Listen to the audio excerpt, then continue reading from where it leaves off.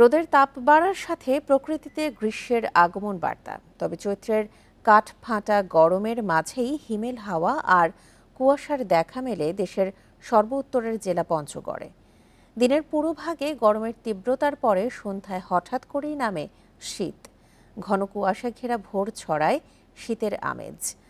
হিমালয়ের পাদদেশের এই অঞ্চলে এমন আবহাওয়াই স্বাভাবিক বলছে আবহাওয়া অফিস। বান্ডেল থাকলে প্রতি সেনমানিতে টাকা বাঁচবে। বিকাশ সেনমানি বান্ডেল কিনে জিতুন প্রতি লেনদেনে। প্রতি শীতেই উত্তরবঙ্গের জেলা পঞ্চগড়ে তাপমাত্রা নামে হিমাঙ্কের কাছাকাছি। শীতকালও অন্য এলাকার তুলনায় দীর্ঘস্থায়ী হয়। ফেব্রুয়ারিতে শীত পেরিয়ে বসন্ত আসলেও পঞ্চগড়ে মার্চের আগে তেমন গরম অনুভব হয় না। এবার বসন্তের শেষেও সূর্য পশ্চিমে গড়ালেই মিলছে শীতের আমেজ। চৈত্রের মাঝামাঝিতেও তেঁতুলিয়া সহ পঞ্চগড়ের বিভিন্ন এলাকায় সর্বনিম্ন তাপমাত্রা 16 থেকে 19 ডিগ্রি সেলসিয়াস। শীতের অনুভূতির সাথে ভোরে মিলছে ঘন কুয়াশার দেখা।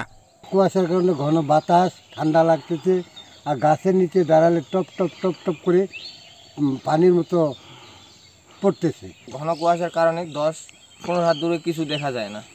আবহাওয়া অফিস বলছে, এই এলাকায় দীর্ঘদিন বৃষ্টি না হয় বাতাসের আর্দ্রতা ও জলীয় বাষ্পের পরিমাণ কমে তাপমাত্রা এখনও বাড়েনি।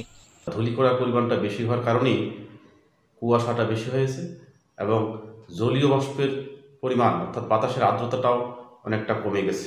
এই আবহাওয়াটি মোটামুটি আর কয়েকদিন থাকার সম্ভাবনা রয়েছে। ভোর ও সন্ধ্যায় ঘন কুয়াশার কারণে হেডলাইট জ্বালিয়ে চলাচল করছে যানবাহন। Independent news.